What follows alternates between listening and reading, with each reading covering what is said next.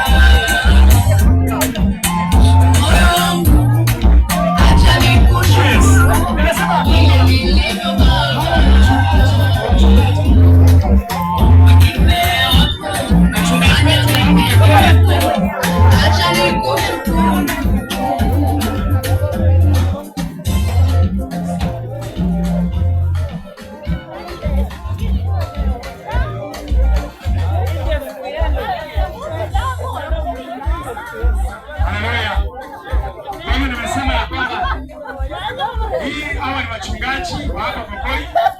Watoto wetu, ndugu zetu, wazazi wetu wamekuwa darasani kwa miaka miwili, mwaka wa 2024 mwaka wa 2025, na wakawa wamemaliza masomo yao na leo ni